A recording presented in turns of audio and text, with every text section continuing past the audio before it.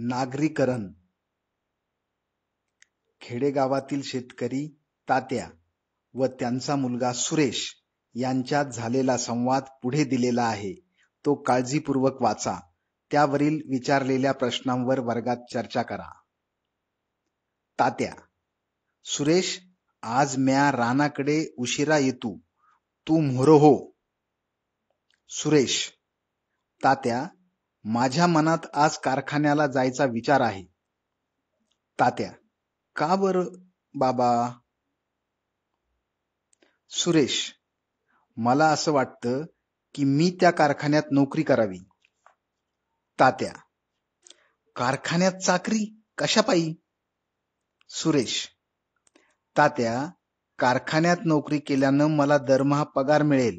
जास्त वेळ काम केलं तर जादा पैसे मिळतील. पुन्हा दिवाळीला बोनसही मिळेल. तात्या: अर मग आपल्या शेतीचं काय? सुरेश: नोकरी करत करत शेताची कामही पाहणार. तात्या: ते समद ठीक आहे र, पण तुला हे जमणार? सुरेश: तात्या, मी बघेन ते सगळं, तुम्ही चिंता करू नका. आपण जरा भविष्याचा विचार करायला हवा. आपलं गाव आता जसं दिसतंय ना, त्यात भविष्यात खूप मोठे बदल होणार आहेत. तात्या: कंचे बदल म्हणतोयास तू?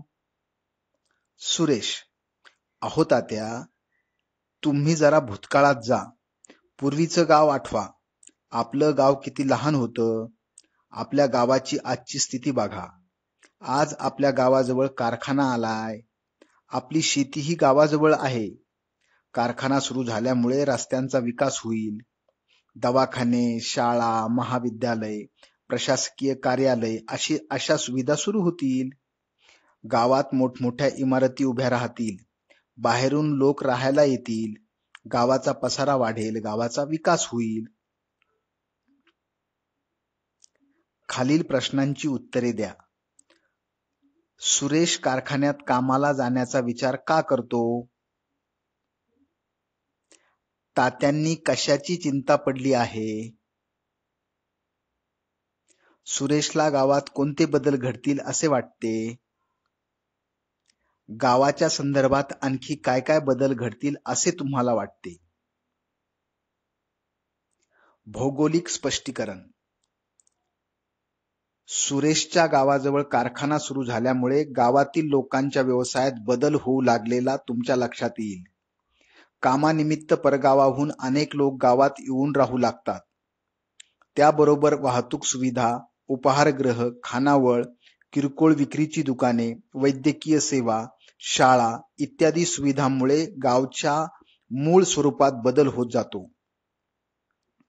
आपल्या देशाचा विचार केल्यास शेती हा ग्रामीण भागातील प्रमुख व्यवसाय आहे. शेती व शेतीला पूरक व्यवसाय ग्रामीण भागात पूर्वापार केले जातात. परंतु आता वेगवेगळे उद्योगधंदे ग्रामीण भागात सुरू होत आहेत. उदाहरणार्थ कारखाने, गिरण्या, ऊर्जा प्रकल्प, बहुउद्देशीय प्रकल्प इत्यादी. यामुळे स्थानिक तसेच आजूबाजूच्या प्रदेशातील लोक कामासाठी येऊ लागल्यामुळे गावाच्या लोकसंख्येत वाढ होते. या लोकांना विविध सेवा उपलब्ध करून देण्यासाठी इतर व्यवसाय विकसित होतात. उदाहरणार्थ स्वास्थ्य, खानपान, रुग्णालय, मनोरंजन इत्यादी. परिणामतः गावाचा विस्तार वाढत जातो. पूर्वीच्या गावाचे स्वरूप बदलत जाते. गावामधील सार्वजनिक सेवा पुरवणाऱ्या व्यवस्थेत बदल होऊन ग्रामपंचायती ऐवजी नगर परिषद किंवा नगरपालिका उदयास येतात. विविध मूलभूत सार्वजनिक सेवा नागरिकांना उपलब्ध करून देण्याचे काम या व्यवस्थेला करावे लागते. उदाहरणार्थ पेयजल, रस्ते, वाहतूक व सांडपाणी व्यवस्था, रस्त्यावरील दिवे इत्यादी. याशिवाय नगर नियोजन, करमणुकीची साधने, प्रेक्षणीय स्थळे, उद्याने इत्यादी सुविधा देखील विकसित कराव्या लागतात. पर्यायाने गावाचे रूपांतर नगरात, शहरात होते. भारतीय जनगणना कार्यालयाने नगरांच्या संदर्भाने 1961 साली खालील प्रमाणे निकष ठरवले आहेत. ज्या वस्तीतील काम करणाऱ्या पुरुषांपैकी 75% पुरुष बिगर शेती व्यवसायात असतील अशा वस्तीस नागरी वस्ती समजावे. वस्तीची लोकसंख्या 5,000 पेक्षा जास्त असावी. वस्तीच्या लोकसंख्येची कमीत कमी घनता दर चौरस किलोमीटरला 400 इतकी असावी.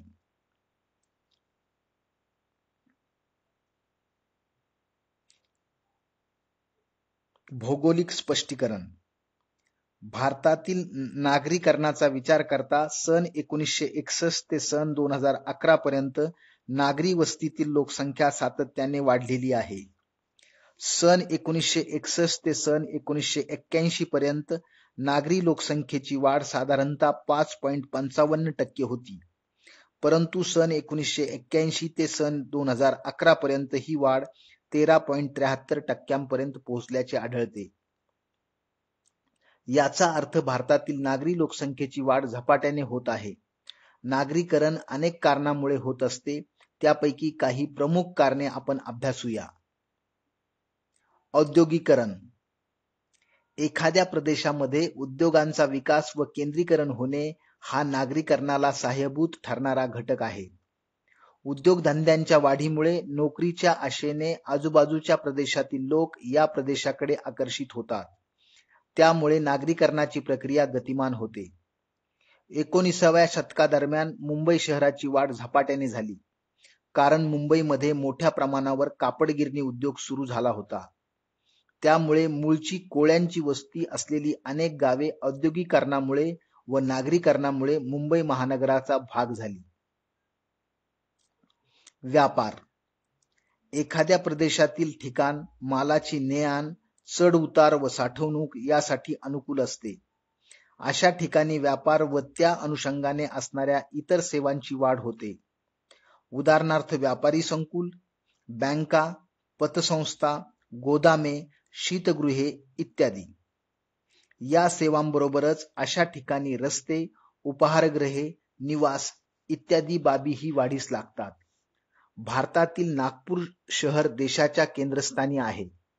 हे शहर व्यापाराच्या दृष्टीने सोयीचे असल्यामुळे तेथे नागरीकरण वाढत गेले. यांत्रिकीकरण व तंत्रज्ञान. यांत्रिकीकरण आणि तंत्रज्ञान यांचे अनेक फायदे विविध क्षेत्रात पाहायला मिळतात. नागरीकरणासाठी देखील हे दोन्ही घटक सहाय्यभूत ठरतात. गेल्या काही दशकात शेतीमध्ये तंत्रज्ञानाचा वापर वाढला आहे, तसेच यांत्रिकीकरण वाढले आहे. ग्रामीण भागातील शेतीही आता मोठ्या प्रमाणावर यंत्रांच्या सहाय्याने केली जाते. त्यामुळे शेतीतील मनुष्यबळ शेतीच्या कामातून मोकळे झाले. हा कामकरी वर्ग कामधंद्याच्या शोधात शहराकडे स्थलांतरित झाला. परिणामी नागरी लोकसंख्या वाढू लागली आहे. वाहतूक व संदेशवहन. रस्ते, लोहमार्ग इत्यादी वाहतुकीच्या सोयीचा ज्या भागात विकास होतो त्या भागातील छोट्या वस्त्या व गावांचे नागरीकरण वेगाने घडून येते. उदाहरणार्थ कोकण रेल्वे विकसित झाल्यावर या मार्गाच्या सानिध्यात असलेल्या सावर्डे जिल्हा रत्नागिरी सारख्या अनेक गावांचे नागरीकरण होऊ लागले आहे. महत्वाचे लोहमार्ग एकत्र आल्यामुळे भुसावळचा जिल्हा जळगाव विकास झपाट्याने झाला. स्थलांतर. स्थलांतर हा नागरीकरणावर परिणाम करणारा महत्वाचा घटक आहे. हे स्थलांतर अल्पकालीन, दीर्घकालीन किंवा कायम स्वरूपाचे असते. स्थलांतर हे प्रामुख्याने एका ग्रामीण भागातून दुसऱ्या ग्रामीण भागाकडे किंवा ग्रामीण भागाकडून शहराकडे होत असते. उच्च राहणीमानाच्या आकर्षणामुळे देखील शहरातील स्थलांतरित लोकांची संख्या वाढू लागली आहे. उदाहरणार्थ भारताच्या विविध भागातून पुणे, मुंबई या ठिकाणी होणारे स्थलांतर. नागरीकरणाचे परिणाम. नागरीकरणामुळे प्रदेशाचे स्वरूप मोठ्या प्रमाणावर बदलते. भूमी उपयोजनामध्ये हा बदल विशेषतः जाणवतो. जसे पूर्वी शेतीखाली असलेली जमीन कारखानदारी व निवासी प्रदेशात रूपांतरित होते. नागरीकरणामुळे अनेक प्रकारचे फायदे होतात, त्याचप्रमाणे समस्याही निर्माण होतात. नागरीकरणाचे फायदे. सामाजिक एकोपा. नागरीकरणामुळे द्वितीय, तृतीय व चतुर्श्रेणीच्या व्यवसायांमध्ये वाढ होते. त्यामुळे आर्थिक उलाढाल वाढते. या प्रदेशांचा विकास झपाट्याने होतो. वेगवेगळ्या प्रदेशातून आलेल्या लोकांच्या एकत्रित राहण्यामुळे शहरांमध्ये सांस्कृतिक व सामाजिक रूढी परंपरांची देवाणघेवाण होत असते. यातूनच सामाजिक एकोपा निर्माण होतो. आधुनिकीकरण. विविध प्रदेशातून लोकांचे स्थलांतर होत असते. त्यांच्याजवळील ज्ञान, कौशल्य व माहितीची देवाणघेवाण सुलभपणे होते. अद्ययावत माहिती तसेच साहित्य यांचा लाभ सर्वप्रथम अशा प्रदेशांना होत असतो. उद्योगधंदे व व्यवसायासंदर्भात अनेक नवीन प्रकल्प या प्रदेशात विकसित होताना दिसतात. नागरी वस्तीला नवनवीन कल्पना, अद्ययावत माहिती व तंत्रज्ञान युक्त सुविधांचा फायदा प्रथम मिळतो. त्यामुळे राहणीमानाचा दर्जा उंचावतो. सोयी सुविधा. नागरी वस्तीमध्ये अनेक सोयी सुविधा विकसित होतात. वाहतूक, संदेशवहन, शिक्षण, वैद्यकीय, अग्निशमन दल इत्यादी सोयी अत्यंत महत्वाच्या असतात. चांगल्या दर्जाच्या वाहतुकीच्या सोयीमुळे प्रवासामधील सुलभता वाढते. याचा चांगला परिणाम माल वाहतूक, बाजारपेठ, व्यापार इत्यादीवर होताना दिसतो. शिक्षणाच्या सेवा देखील नागरी भागांमध्ये चांगल्या विकसित झालेल्या आढळतात. विशेषतः उच्च शिक्षणाच्या सोयीमुळे इतर ठिकाणाहून अनेक विद्यार्थी नागरी भागात येतात. उदाहरणार्थ पुणे शहर. वैद्यकीय सोयी देखील नागरी भागात चांगल्या विकसित झालेल्या असतात. या सोयींचा लाभ घेण्यासाठी इतर भागातून अनेक रुग्ण व त्यांचे नातेवाईक नगरांमध्ये काही कालावधीसाठी वास्तव्यास येतात. नागरीकरणाच्या समस्या. झोपडपट्टी. नागरीकरणामुळे शहरामधील लोकसंख्या झपाट्याने वाढते. ज्या प्रमाणात लोकसंख्या वाढते त्या प्रमाणात शहरांमध्ये निवास व्यवस्था वाढत नाही. बहुतांशी स्थलांतरित हे आर्थिकदृष्ट्या दुर्बल असतात. त्यांना शहरातील निवासस्थाने परवडत नाहीत. स्थलांतरित होणारे बहुतेक लोक रोजगारानिमित्त शहरात येतात, परंतु सर्वांना योग्य रोजगार मिळतोच असे नाही. त्यामुळे अनेक लोकांचे उत्पन्न कमी असते. असे लोक शहरात उपलब्ध असलेल्या मोकळ्या जागेवर तात्पुरती व कच्च्या स्वरूपाची घरे बांधतात. ही घरे बहुधा अनधिकृत असतात. त्यांना स्थानिक स्वराज्य संस्थांकडून सोयी सुविधा मिळत नाहीत. येथे घरांची घनता खूप जास्त असते. रस्ते अरुंद असतात. मूलभूत सुविधांचा अभाव असतो. अशा झोपडपट्ट्या अनिर्बंधपणे वाढत असतात. त्यामुळे सामाजिक आरोग्यविषयक समस्या निर्माण होऊ शकतात. वाहतुकीची कोंडी. शहराचा क्षेत्रीय विस्तार झाल्याने शहरांच्या मध्यवर्ती भागात व उपनगरात लोक निवास करतात. शहराच्या केंद्रवर्ती भागात व्यवसाय, उद्योग, व्यापार, नोकरी, शिक्षण इत्यादींसाठी रोज उपनगरातून लोकांची ये-जा सुरू असते. सार्वजनिक वाहतूक सेवा लोकसंख्येच्या प्रमाणात पुरेशा उपलब्ध नसल्यास खाजगी वाहनांची गर्दी वाढते. परिणामी वाहतुकीची कोंडी होते व प्रवासात बराच वेळ जातो. प्रदूषण. प्रदूषण ही शहरांमधील एक जटिल समस्या आहे. त्याचा नागरी जीवनावर विपरीत परिणाम झालेला दिसून येतो. यात वायू प्रदूषण, ध्वनी प्रदूषण, जल प्रदूषण पाहायला मिळते. शहरांचा वाढता विकास, सुविधांचा तुटवडा तसेच नियमांचे उल्लंघन यामुळे प्रदूषण ही एक गंभीर समस्या होते. शहरांची जशी वाढ होते तशी प्रदूषणात देखील वाढ होते. गुन्हेगारी. स्थलांतरित लोकसंख्येपैकी अनेक लोकांना रोजगार उपलब्ध होत नाही. त्यामुळे अवैध मार्गाचा वापर करून अनेक वेळा पैसे कमवले जातात. यातून शहरांमध्ये गुन्हेगारी वाढलेली दिसते. चोरी, घरफोडी, मारामाऱ्या, खून इत्यादी स्वरूपाचे गुन्हे शहरात होताना आढळतात. यामुळे कायदा व सुव्यवस्थेचा प्रश्न गंभीर बनतात. पोलीस व न्याय यंत्रणेवरील ताण वाढतो.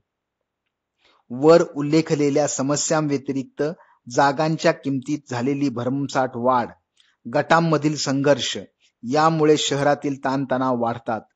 परिणामी शहरांचे सामाजिक ऐक्य बिघडू शकते.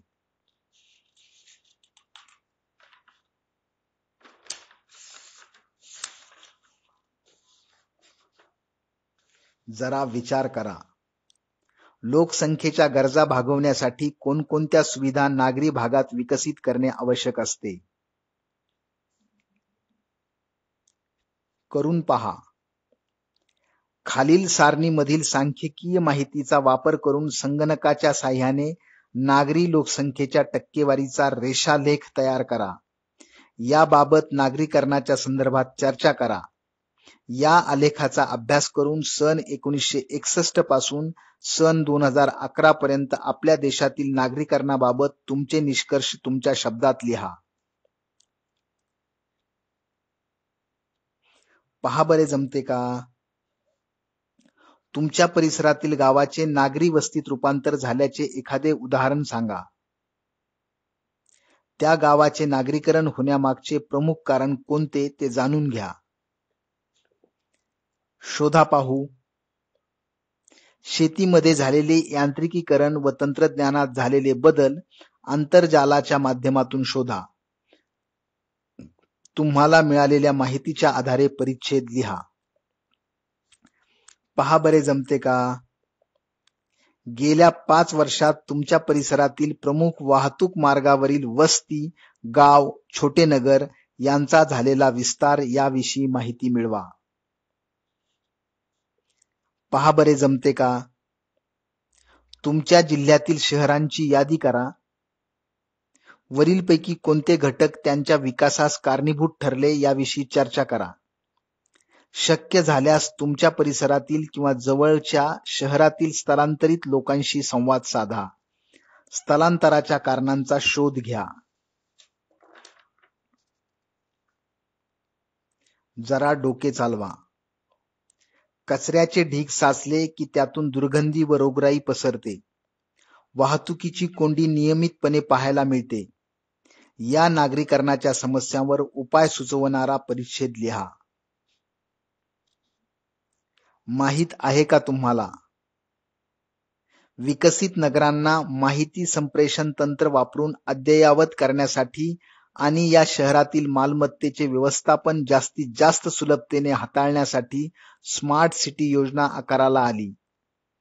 या योजनेचा मुख्य उद्देश माहिती संप्रेषणाद्वारे शहरातील विविध घटकांची माहिती गोळा करून त्याद्वारे शहरांचा नियोजनबद्ध विकास करणे असा आहे. याचा उपयोग शहरातील वाहतूक व संपर्क यंत्रणा जास्त सक्षम करण्यासाठी होईल. अत्यावश्यक वेळेस किंवा आपत्कालीन स्थितीत यंत्रणांना वेळेत प्रतिसाद देता येणे इत्यादींचा यात समावेश आहे. जरा विचार करा. नगराच्या सानिध्यातील जलस्रोत कशामुळे प्रदूषित होतात? नगरात दूषित पाण्याची विल्हेवाट कशी लावली जाते? नगरांना होणारा पाणी पुरवठा हा आरोग्यदायक असतो का? जल, वायू व ध्वनी प्रदूषणामुळे आरोग्यावर कोणकोणते विपरीत परिणाम होतात? पहा बरे जमते का? खालील छायाचित्रांचे निरीक्षण करून प्रत्येकी 5 वाक्य लिहा. प्रदूषण, वायू प्रदूषण, जल प्रदूषण, ध्वनी प्रदूषण.